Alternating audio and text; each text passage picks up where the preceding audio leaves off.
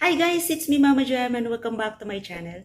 Ngayon isi-share ko po sa inyo kung paano ko po ginagamit ang aloe vera pampakapal ng ating buhok at pampakinis ng ating balat. Ngayon po isi-share ko po sa inyo isa-isa, step by step, kaya panoorin po natin. Mangunguha po muna tayo ng aloe vera sa labas ng aking bahay. So guys, nandito na tayo sa labas at mangunguha na po tayo ng ating aloe vera.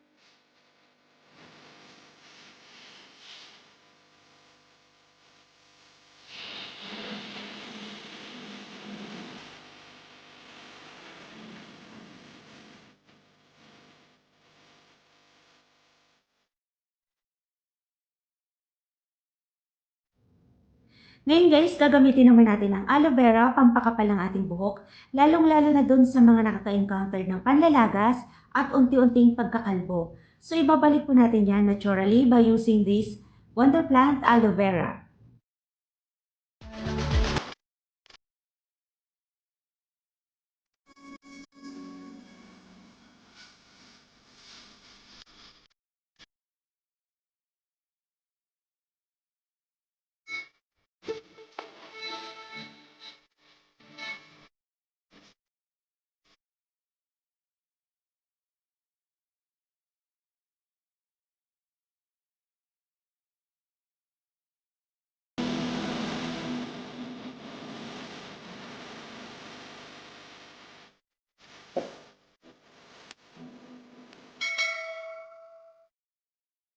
And guys, ilagay na po natin. Siguraduhin lang po natin, nakuskus po natin yung maayos dito sa ating scalp para yung mga bagong tubo na buhok ay sibol ng maayos at hindi kaagad malalagas. Hintayin lang po natin ang 15 minutes bago po natin ang lawan.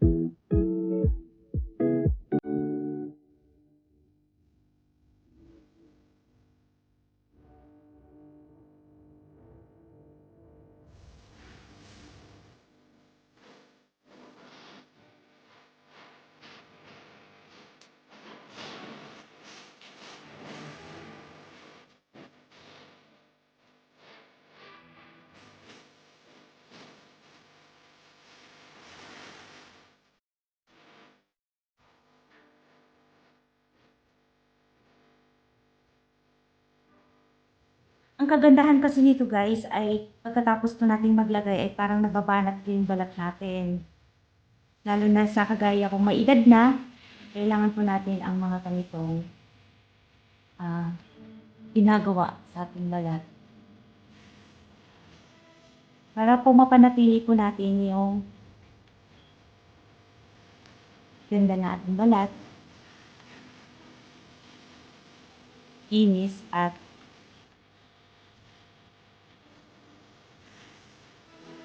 younger looking skin. Ayan.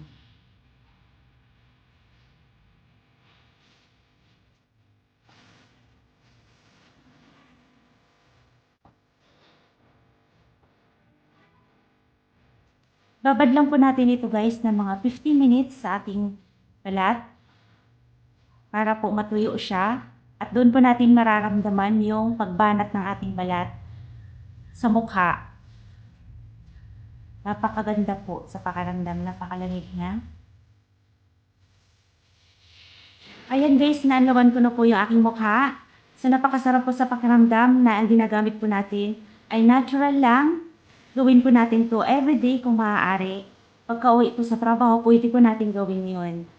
Naman po nagustuhan niyo po yung aking video, pa-like po sa mga subscriber ko. At sa mga hindi pa po nakapag-subscribe at bago dito sa channel ko, ay huwag niyo pong kalimutan mag-subscribe para po ma-update po kayo sa mga bagong videos kong i-upload. Maraming salamat sa support at panonood. God bless po sa ating lahat. Hanggang sa muli. Bye!